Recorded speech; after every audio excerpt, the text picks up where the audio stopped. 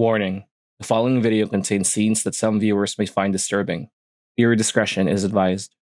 In the annals of recent Philippine history, the incident with the Catholic god spirit stands as a grisly testament to human strife, etching its horrifying imprint as one of the bloodiest encounters the nation had witnessed. In a mere matter of minutes, the clash claimed the lives of 20 individuals, leaving behind a scene of unimaginable devastation. Yet, amidst the carnage and chaos, a veil of mystery shrouded the tragic demise of the Catholic God Spirit group, a collective once perceived as invulnerable. This heartbreaking event, cloaked in enigma, beckons for a deeper inquiry, a journey into the heart of darkness where the truth, obscured by the smoke of gunfire, yearns to be unveiled. The Sagrado Corazon Senior Group, eventually known as TAD, was established in the 1970s by a man named Sagrado Sada Jr., purportedly a retired military personnel residing in Anido, Misamis Oriental. Sada Jr. was venerated as a saint by his followers, who affectionately referred to him as Papa Sagrado, or the Sacred Father. Within the clandestine realms of the group, every member embarks on a daunting journey through a rigorous initiation, a transformative rite that often draws individuals from the very heart of the Roman Catholic Church.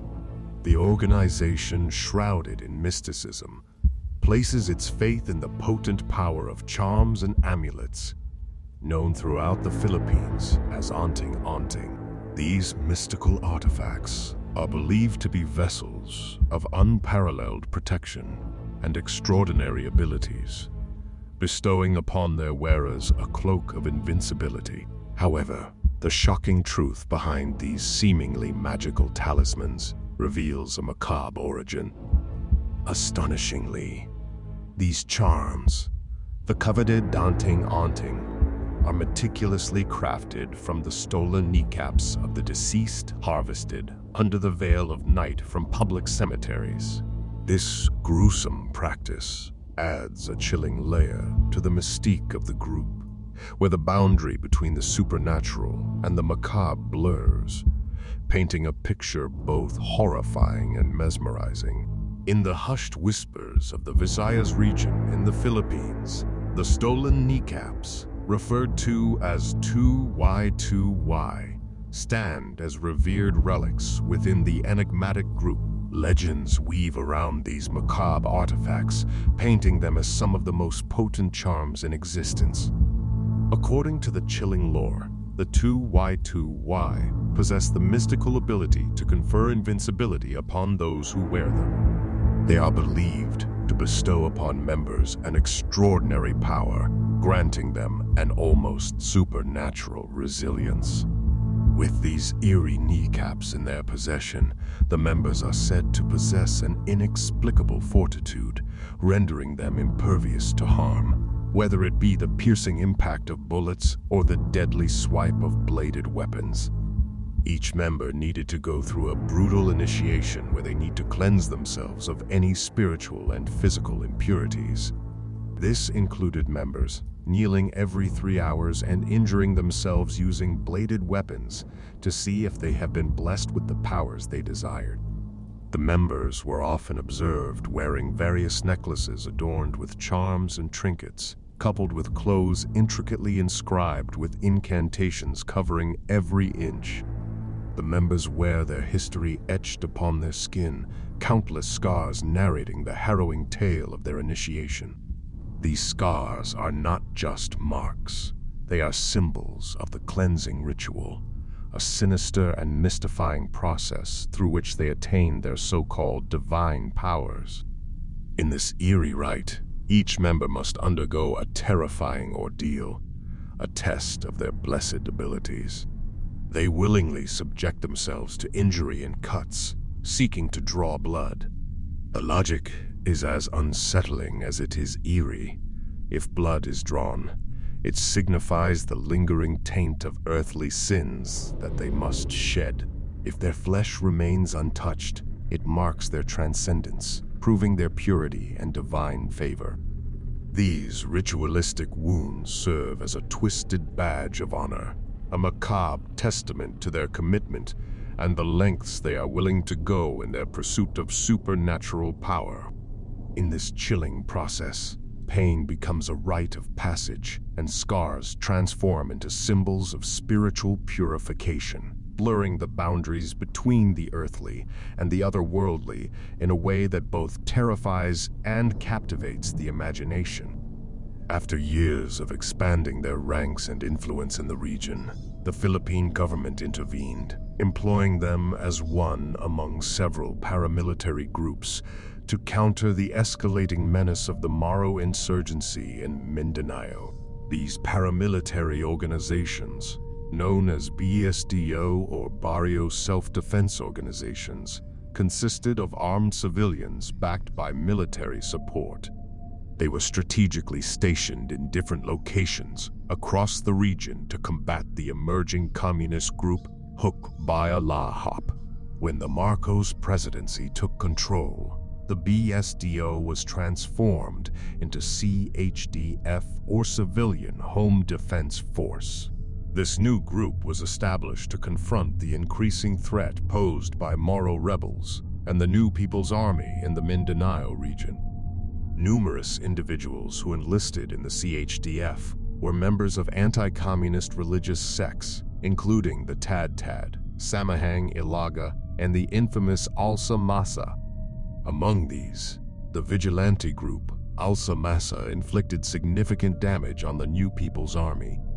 After Ferdinand Marcos Sr. was removed from power, the Civilian Home Defense Force was disbanded and replaced by a new organization called CAFGU, or Civilian Armed Forces Geographical Units, under the first Aquino administration through the AFP Reservist Act. The CAFGU assumed similar responsibilities to the CHDF and the BSDO, aiming to counter the persistently growing insurgency, especially in the Mindanao region. The confrontations between insurgents and the military provided an opportunity for members of these cults to demonstrate their abilities. Some military personnel purportedly witnessed their seemingly invulnerable nature, leading a few of them to join the cult and seek the same supernatural powers. After a period of collaboration, the partnership between the military and these paramilitary groups proved successful, significantly weakening the insurgency and communist forces in the country. This achievement resulted in a temporary period of peace and stability. During this period of tranquility in the Mindanao region, whispers began to circulate about the Tad group becoming increasingly abusive towards the very people they had pledged to protect. Soon, the group's once reliable name and reputation were tarnished as they engaged in numerous acts of violence and crime. It became unmistakably clear that the formerly dependable paramilitary group Tad had transformed into a significant concern for the government, the notoriety escalating throughout the 1990s. In 1994, a faction of Tad members made the decision to separate from the main group and relocated to the municipality of Bukidnon, still within the Mindanao region. This breakaway faction was led by one of Tad's most prominent leaders, Roberto Mandrina Jr. Mandrina Jr.'s decision to relocate to Bukidnon stemmed from the desire to distance themselves from the tainted reputation of Tad.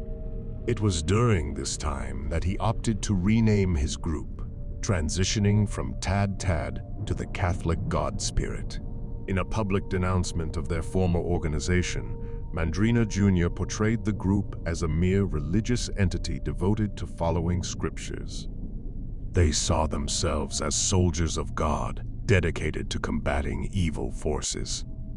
However, it didn't take long for the Catholic God Spirit group to succumb to their old habits, mirroring the actions of their predecessor. They became embroiled in various criminal activities within the Bukidnon area. Shockingly, Even Mandrina Jr. himself was implicated in crimes, including the stabbing of a civilian. This criminal act propelled Mandrina Jr. into becoming a wanted man, leading to charges of frustrated murder against him.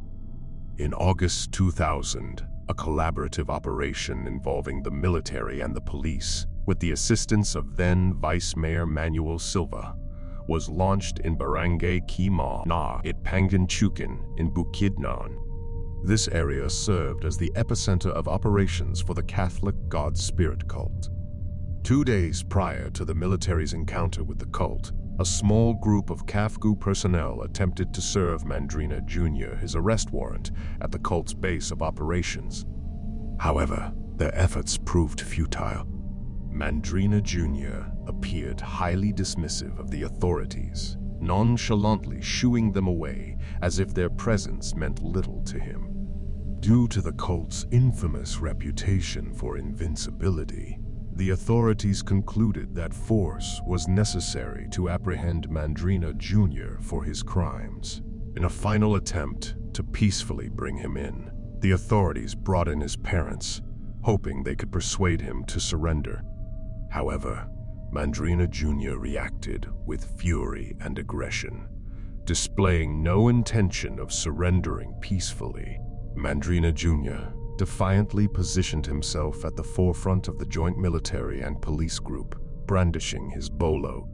Radiating confidence, he firmly believed in his own invincibility, convinced that he was impervious to harm from bullets or any other weapons. In a sudden escalation, Mandrina Jr. drew his bolo.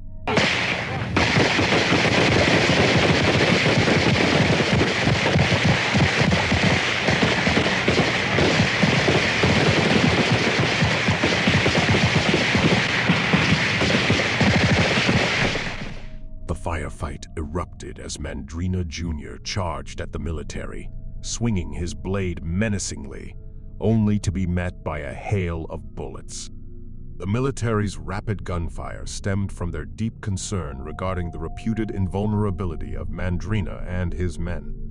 In videos of the incident, it is apparent that Mandrina managed to withstand gunfire to a certain extent, causing the joint military and police forces to momentarily back down.